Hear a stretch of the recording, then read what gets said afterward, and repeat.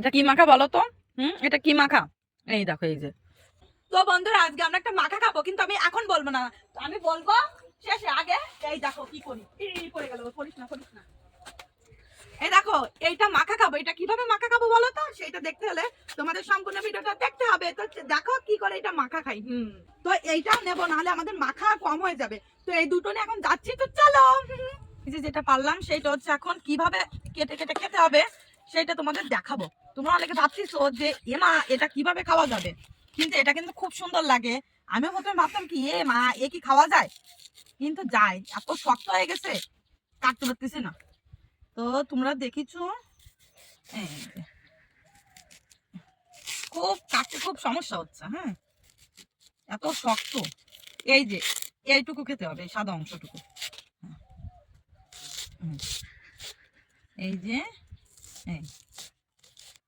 এই কিন্তু মজা। তোমরা হয়তো অনেকে বলবে এটা খাওয়া যায় কিনা। এটা খাওয়া যায়, যারা খায়, মানে তোমরা যারা খাওনি একদিন হচ্ছে এরকম করে ট্রাই করে দেখতে পারো, ভালো লাগে কিন্তু। তো এই যে হয়ে গেল। তো এই দেখো, তারপর হচ্ছে ধুয়ে নিতে হবে সুন্দর করে। এই যে সুন্দর করে ধুয়ে নেব। এই যে একদম সুন্দর। এর ভিতরে অবশ্য কোনো ময়লা নেই, কারণ ভিতরের অংশ তো, এর ভিতরে কোনো ময়লা থাকার কথা না। তাই এই যে সুন্দর করে ধুয়ে নিছি। আর এই যে এখানে লেবু পাতা নিয়ে নিছি, এটাও সুন্দর করে আগে ধুয়ে নেব। এই যে একদম এটা কিন্তু ধুয়ে নিয়েছি, তাও আরেকবার সুন্দর করে ধুয়ে নিলাম।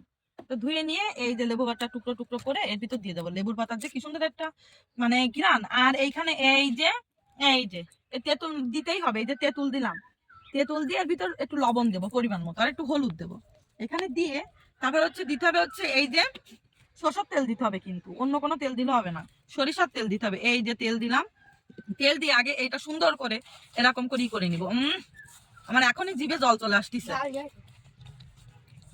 তো এই যে ঝাল, এই যে ঝাল ঝাল দিয়ে দেবো। আমাদের প্রথমে মনে ছিল না ঝাল দেওয়ার কথা, তো একদম গাছের থেকে পেরে নিয়ে আসা হয়েছে এই ঝাল। এই যে ঝাল দিয়ে দেবো। এই যে ঝাল দিয়ে সুন্দর করে মাখাবো। এ যে এত সুন্দর একটা ঘ্রাণ বেরোচ্ছে। এবার টেস্ট করার পালা। ঘ্রাণে না অর্ধভোজন সেরকম হচ্ছে।